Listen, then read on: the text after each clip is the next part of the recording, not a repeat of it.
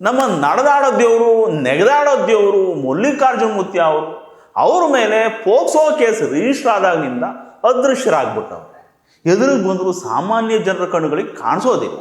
ಪವಾಡ ಪುರುಷ ಅಲ್ವಾ, ಪೊಲೀಸರಿಗೆ ಸಿಕ್ಬಿಡ್ತಾರ ಹೇಳಿ, ಎಲ್ಲ ಮಾಯೆ. ಮಕ್ಕಳ ಜೊತೆ ಹಾಗೆಲ್ಲ ಆಡಿದ್ರೆ ಕೇಸ್ ಆಗುತ್ತೆ ಅಂತ ಈ ಪವಾಡ ಪುರುಷರಿಗೆ ಗೊತ್ತಾಗಲಿಲ್ಲ ಅನ್ನೋದೇ ವಿಪರ್ಯಾಸ ಅಷ್ಟೇ. ಇದ್ರ ಮಧ್ಯದಲ್ಲಿ ಅಜ್ಞಾತ ಸ್ಥಳದಲ್ಲಿ ಕೂತ್ಕೊಂಡು ಒಂದು ವಿಡಿಯೋ ಮಾಡಿಬಿಟ್ಟವ್ರೆ.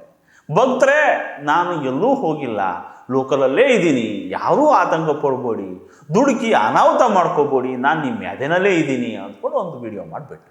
ಮಠಕ್ಕೆ ಪೊಲೀಸ್ ಸಿಬ್ಬಂದಿ ಕರೆ ನೀಡ್ಯಾರಂತ ಕೇಳಿಬಿಟ್ಟೆ ನಾನು. ಖಂಡಿತವಾಗಿ ನಾನು ಅವರು ಯಾವಾಗ ಕರೆ ನೀಡ್ತಾರ, ಯಾವಾಗ ನನಗೆ ಬಾರಂತ ಕೇಳಿಬಿಟ್ಟಿರ್ತಾರ, ಖಂಡಿತವಾಗಿ ನಾನು ಅವ್ರ ಹತ್ರ ಹೋಗಿ ನಿಲ್ಲಕ್ಕೆ ನಾನು ಸಿದ್ಧನಾಗಿದ್ದೀನಿ. ಈ ವಿಷಯದಲ್ಲಿ ನೀವು ಯಾವುದೇ ವಿಷಯ ಆತಂಕ ಪಡೋಂಥ ವಿಷಯ ಅಲ್ಲ.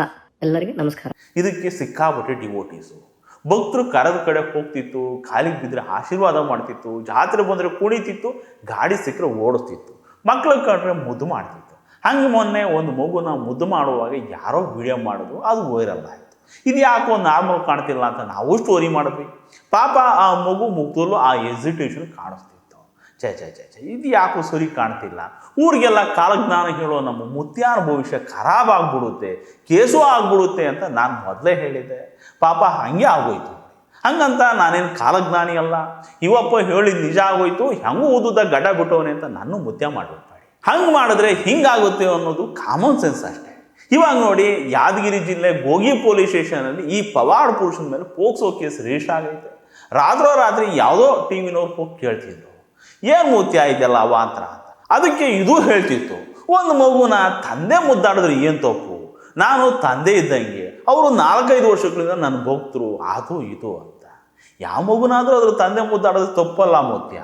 ತಂದೆ ಥರ ಇರೋರು ಸಿಕ್ಕಿದ ಮಕ್ಕಳನ್ನ ಮುದ್ದಾಡಿದ್ರೆ ಪೋಕ್ಸೋ ಕೇಸ್ ಹಾಕುತ್ತೆ. ತಂದೆಗೆ ಮಗು ಮೇಲೆ ಮಮಕಾರ ಇರುತ್ತೆ, ವಾತ್ಸಲ್ಯ ಇರುತ್ತೆ, ಮಗಳಿಗೂ ಕಂಫರ್ಟ್ ಇರ್ತದೆ. ನೀನು ಯಾರದ್ದೋ ಮಗಳನ್ನ ಹೊರಟಾಗಿ ಕೂತ್ಗೆ ಹಿಡಿದು ಎತ್ತೋದು, ಬಿಸಾಕೋದು, ತಬ್ಬೋದು, ಮುದ್ದಾಡೋದು ಮಾಡಿದ್ರೆ ಮಗುಗೂ ಹಿಂಸೆ ಆಗುತ್ತಲ್ವ. ನಿಂದು ಅಪ್ಪನ ವಯಸ್ಸು, ಆದರೆ ಮನಸ್ಸಲ್ಲ. ಪಾಪ ಎಂಥದ್ದೋ ಆಡ್ಕೊಂಡು ಕುಡ್ಕೊಂಡು ಇತ್ತಪ್ಪ ಇದು ಮುತ್ಯ.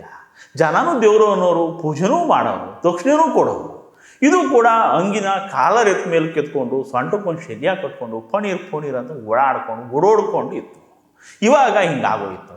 ನಮ್ಮ ಜನಕ್ಕೆ ಬುದ್ಧಿ ಬರೋದು ಯಾವಾಗ ಅಂತ, ಯಾರು ಬಂದರೂ ನಂಬ್ತಾರೆ, ತಲೆ ಮೇಲೆ ಕೂರಿಸ್ಕೊಂಡು ಪೂಜೆ ಮಾಡ್ತಾರೆ. ಪಾಪ ಇದನ್ನ ವಯಸ್ಸಲ್ಲಿ ದೇವ್ರನ್ನ ಮಾಡ್ಬಿಟ್ರು. ಇದು ತಾನೇ ಇನ್ನೇನು ಮಾಡುತ್ತೆ ಹೇಳಿ. ದೇವ್ರನ್ನ ನಂಬಿ ಯಾರು ಬೇಡ ಅಂತಾರೆ. ಮನುಷ್ಯ ದೇವರಾದರೆ ಹಿಂಗೆಲ್ಲ ಆಡೋದಿಲ್ಲ. ಹಿಂಗೆಲ್ಲ ಆಡೋವು ದೇವ್ರುಗಳಾಗಲ್ಲ.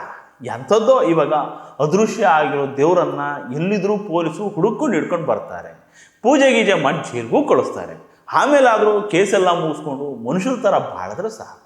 ಇನ್ನು ಚಿಕ್ಕ ವಯಸ್ಸು, ಅದಕ್ಕೂ ಆಸೆ ಆಕಾಂಕ್ಷೆಗಳು ಇರ್ತಾವಲ್ಲ ಪಾಪ.